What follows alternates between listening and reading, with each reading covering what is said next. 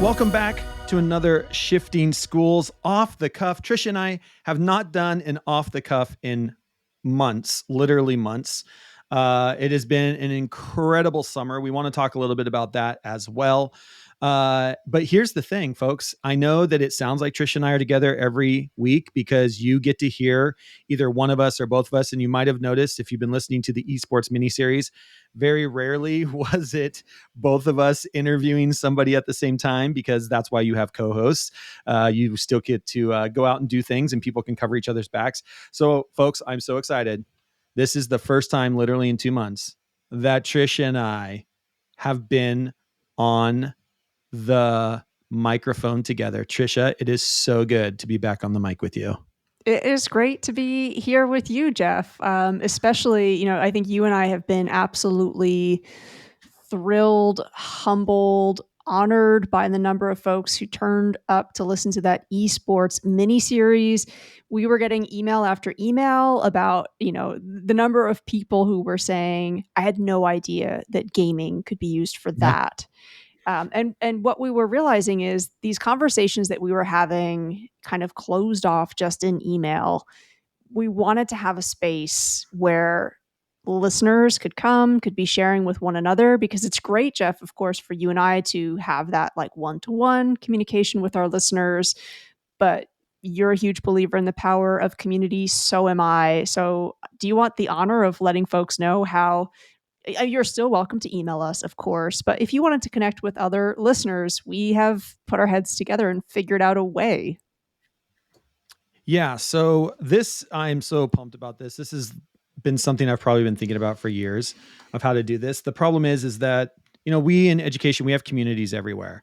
But what I've noticed in this month of August, where I've been out and it's been, I think I counted the other day, 24 school districts in 31 days is my August. Which is why we pre-recorded a lot of the esports mini series that you've heard coming out. A lot of those recordings were done, months ago. But I think one of the things that I've been hearing from teachers is I've heard from teachers, well, I don't go on Twitter/X anymore because of things that are happening over on Twitter/X. I have people who say, well, I don't go to Facebook anymore because of things that are happening on Facebook. I've heard from educators, well, I don't know where to hang out, or I'm now just over on TikTok, or I'm on. And what I feel like is Twitter was, and we did research. And when I say we, there was a bunch of us geeking out back in 2009, 10, and 11. This is a long time ago. We were geeking out on Twitter, and Twitter kills me of where Twitter has gone. I am less than 100,000 in my number of sign up. Like I was one of the first people to go to Twitter. And, we know that at one point in time, there were like 1 million teachers on Twitter. It really was the staff room, the virtual staff room for us. We had all of our communities via hashtags. It was an incredible place. And it's so sad to see what is happening over there, to the point where people are saying, I'm done with this. And Trisha, you and I've talked about this. The conversation is just not the same. I mean, people haven't left. Like I still have my account. You still have your account. We're still producing stuff over there. If you're over on Twitter and you love it still, fine. We're not going anywhere. We're still going to be over there. But do you feel too? You feel the conversation is it's just kind of lacking? Yeah, I mean, the algorithm clearly is doing something a little bit different. And so I completely get that. I think also, Jeff, though, the reality is, I think there's always a natural evolution with where community conversation is, because, like I was on MySpace at one point in my life. And of course, I haven't been there for a very long time. So I think that's part of social media, is there is always going to be a next place. I think it's a really important conversation to have in terms of, what do you want from your virtual communities? What do they bring you? Because time and energy is precious, of course. And I think it's always, you and I have had some conversations about our social media diets, being really intentional with them, so that we can be talking to the young folks in our life too about, oh, you really like TikTok? What do you get from it? What's the emotion that you go into it with? What's the emotion that you leave it with? I would agree with you, Jeff. I don't think that I necessarily log into Twitter feeling the same way that I do logging off anymore. We were talking for a long time about, how do we have a space that again, folks can connect with other podcast listeners where we can be testing out some of our resources, sharing things that we are working on, and trying to offer folks an alternative. Yeah. Yeah, and so that's kind of our goal is as I feel like, I'm over on Mastodon and there's a little bit of a conversation over there, but it's not the same. There's this other place called Blue Sky that some people are trying to see, right? When one community falls, communities pop up everywhere. So what I'm excited to announce, and thank you, Trisha, for allowing me to announce this, because I really has been something I've thought about for years on doing. What I'd love to announce is that we are setting up our own little, how do we bring people together? How do we bring educators together and create, maybe fill that void that we're feeling in a safe, secure, not ran by some big tech overlord company place for teachers to have that feeling again, where we can all, come around the campfire and sit and tell stories and bounce ideas and support each other through our own work-life balance struggles that we know educators are facing today. And so we wanted to create that space. And we feel like at Shifting Schools, we've built quite the community. And we are seeing, our listeners, thank you, listeners. We are seeing our numbers blew up over the summer. And I don't know if it was part of the esports series or people are finding us. If you've been listening to us for a long time, thank you for sharing the podcast. But we are getting more and more followers. There's more and more downloads of our free resources. And we just wanted a place for people to come. So we are happy to announce, or I'm excited to announce, that we are setting up a little community where people can come and they can hang out, and it is safe. It is just for educators. You don't have to go anywhere. You can leave anytime. Like it's just a spot, and we're calling it Camp Shifting Schools. So if you head over to camp.shiftingschools.com, you can sign up for our little community. We have resources over there, and everything's around this camping theme, which I love, of course. For those of you watching the YouTube video, we are recording this on a Sunday because Trisha's and my lives are so busy. So I am in my Sunday gear. I have got my hat on backwards, as I do most of the time when I'm doing heavy work. I've got to do the King Griffey. I grew up in the King Griffey Jr. era where the hat's not on backwards. I can't go to work.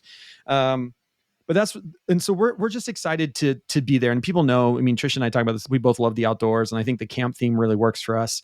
And we wanted a place where people can come, hang out, share ideas, sit around a campfire, have conversations in a safe place that is for educators by educators. And that's really what this is. We're really excited to launch it. I think you're going to love the app that we're using. It's called Circle. And it's a very well-known app. The thing I love about it is the experience on your phone. You can download the app when you join our camp.shiftingschools.com. When you join, you can download the app to your phone, so you have it right on your phone. We know that more and more educators are constantly on the go. There, you can do all kinds of great things over there. I'm really excited to announce it, and even more excited to announce. Trisha, do you want to announce this part? I announced that. You should announce the next part. If you join camp.shiftingschools.com before September 20th, what As a happens, Trisha? We've got to thank you. So yeah, and again, that link is over there in the show notes. If you were thinking, how am I going to remember that? That's a long link. It's in the show Yeah, notes. You sign up before September 15th as a thank you to you for September trying 20th. September September 20th. 20th. Thank you. Sorry. That's That's my okay. my bad, my bad. As a thank you for you saying, you know what, I'm going to experiment with this. I'm going to join camp. We always appreciate when educators, throw their hat in the ring, say, I will try something new. We know that's important. You sign up by that date, and as our token of appreciation, you are going to receive our brand new self-paced course, Leading in the Era of AI. We love to sort of say thank you in ways big and small that we can. So we're hoping that you showing up for us also means that we're showing up for you. This is a course that in part was designed by the questions that we were receiving. Jeff, you've been in conversation with so many school leaders who had big Yeah. questions, right? We're making a big pivot Yeah. into a big space of the unknown. And so we kind of compiled all of those questions together to create this course that hopefully is offering some real support and structure for this big change that we're all about to experience. We wanted to give you a little bit of a preview of what's inside of that. Jeff, do you want to talk to folks about one of the chapters that you did that's all about reimagining assessment? Yeah. So, as Trisha said, with all the conversations we're having with teachers and administrators, we wanted something that really was focused on the leadership side. And when we say leadership, we're talking everything from superintendents and principals, but also teachers, your classroom leaders as well. And a lot of these conversations are conversations we need to be having across the board, which is why we're making this free for everyone. Again, if you go to camp.shiftingschools.com, join our community, you're going to get access to this before September 20th for free. Now, one of the things that I'm finding that we're having a lot of conversations around, and I'm doing all of these trainings on, is reimagining an assessment in the era of AI. And it's probably one of the things that I'm excited about the most, because what it's doing is it's forcing us to re-look at our assessments. And I've had some amazing conversations with educators. I've had an amazing conversation with educators like, finally, this might be the thing that's going to push us to get away from having kids do so much writing or having kids create essays. Or this is my favorite one, we relied on the essay to assess content knowledge when maybe you were having kids who were not good writers at a disadvantage because that was the mode that we were asking kids to do to show content knowledge. What if this forced us as other modes, because ChatGPT can write essays so good, it's leveled that playing field. It's leveled the writing playing field. And most of you listeners know that I'm dyslexic. I talk about it quite often. And I just think about, where would this be if I was in high school? I mean, if you know me, I like to talk. Trisha's over here laughing at me because I like to talk a lot. But if you'd have asked me my questions, I would have probably gotten better grades than making me write essay after essay after essay, right? So one of the things we're thinking about, and what's over in the leadership in AI, is we've got all these links for you that look at how are we reimagining assessment. And the big idea, and in the video that I share over there, we start talking about how are we going to basically move from this idea of assessing the product to assessing the process. And in a world of AI, when we talk about assessing the process of writing or the process of creating, we can also start to assess the prompt. The learning happens in the creation of the prompt you feed the AI, not what the AI outputs. We got to get away. Don't worry about what the AI output. If you are assessing the product that students are creating, you miss the learning. I've talked about this a lot. This is nothing new. This is also standards-based grading. This is also UDL. You name it. This is the way we need to be moving anyways. We got into bad habits. We need to break those bad habits, and AI is going to support us in doing that. So that's really what's over there. It's a great video of me going into this idea of how do you assess the process. We've got, because Trisha's amazing, all kinds of things to support you over there. Trisha, I have to tell you, in all the trainings I've been doing, people have been loving the egg drop that you did. You can download that free. You can download the free resource over there. We've got it linked here in the Leadership in AI course for you as well. But Trisha went in and said, well, let's reimagine the egg drop, if everybody remembers, where you have to protect an egg. And what I love about this is it goes right to exactly what we're talking about, reimagining an assessment. You never assessed the kids actually dropping the egg. That was the fun part. The fun part was whether the egg survives or not. The assessment comes in the creation of what you created, the research you did, and to support your egg. That's what you assess. You don't assess, can a kid climb up a ladder and drop an egg like that? Unless you're in a CTE class where climbing a ladder is one of the standards.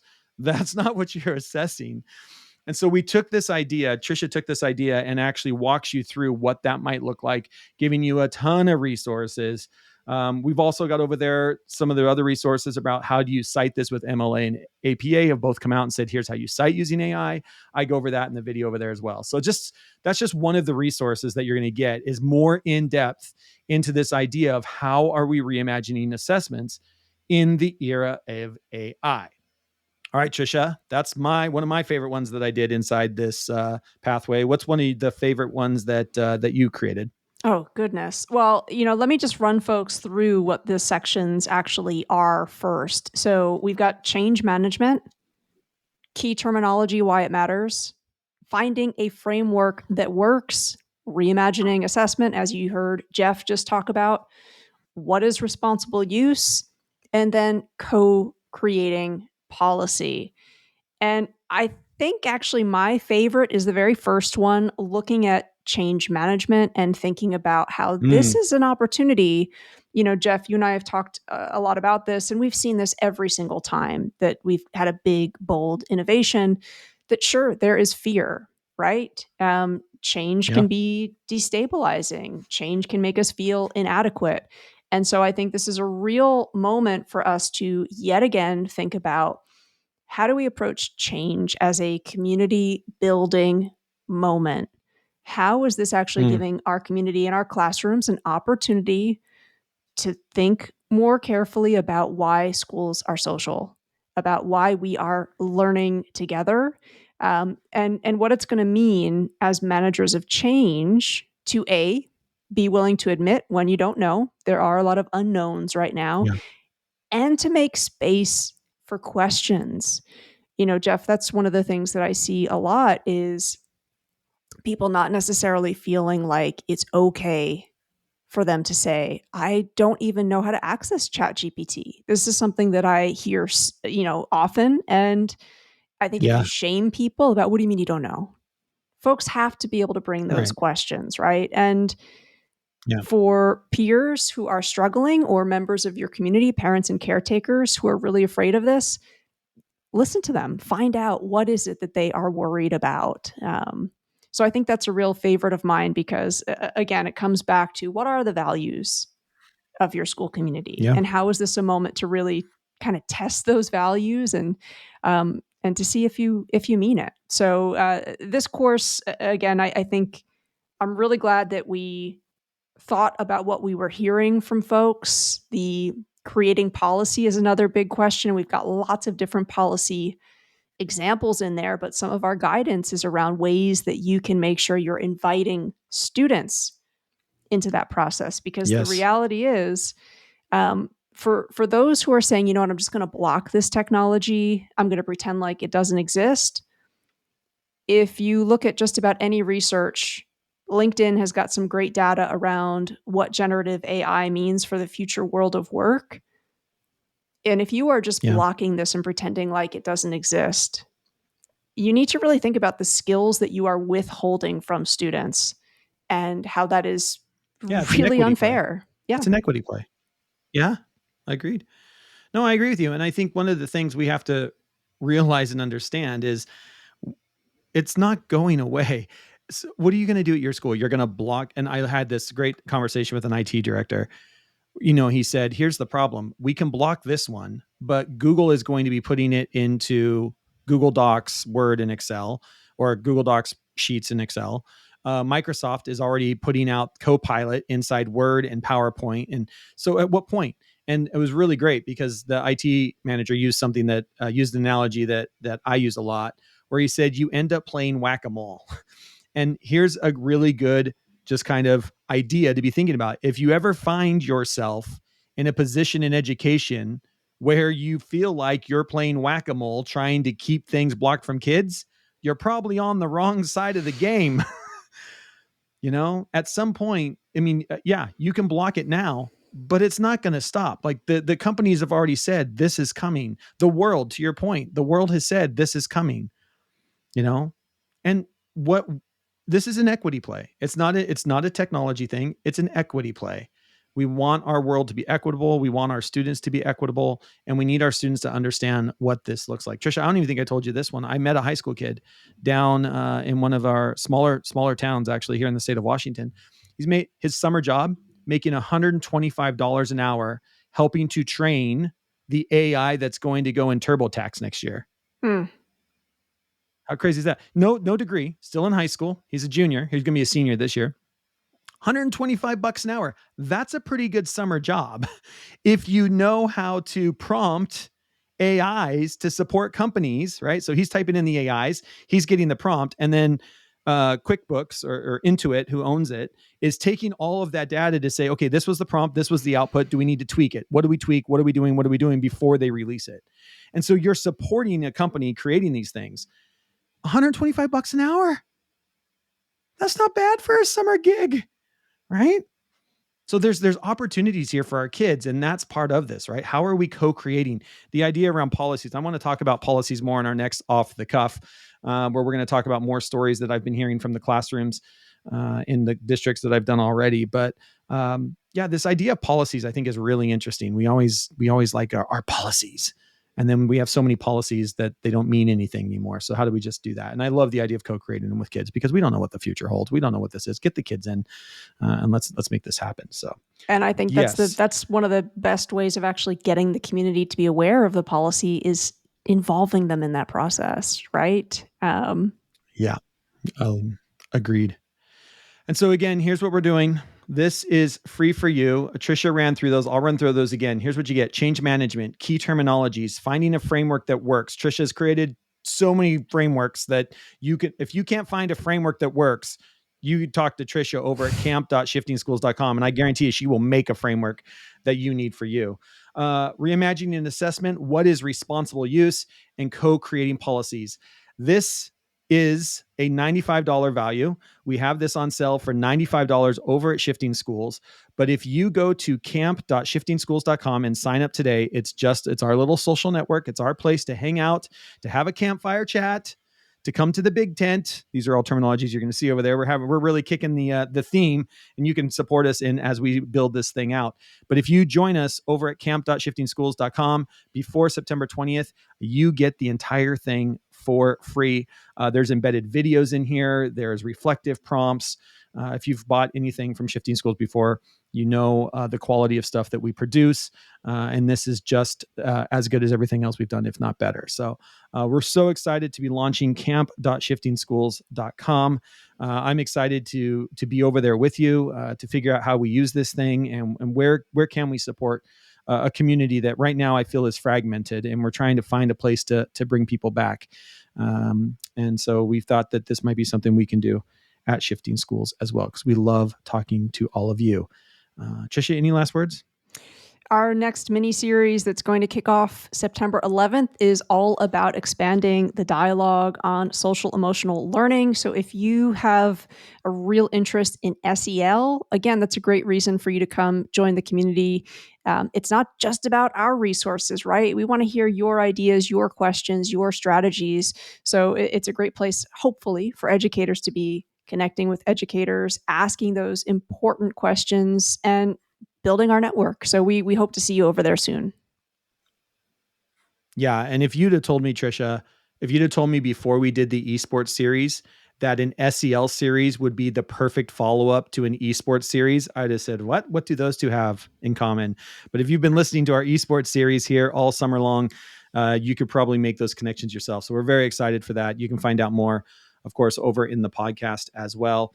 And we really hope to see many of you, if not all of you, over at camp.shiftingschools.com. Of course, there'll be a button at shiftingschools.com. It'll be in the show notes here as well, but it's pretty easy. There's no www. You replace www with the word camp, camp.shiftingschools.com, and we'll see you over there in the big tent.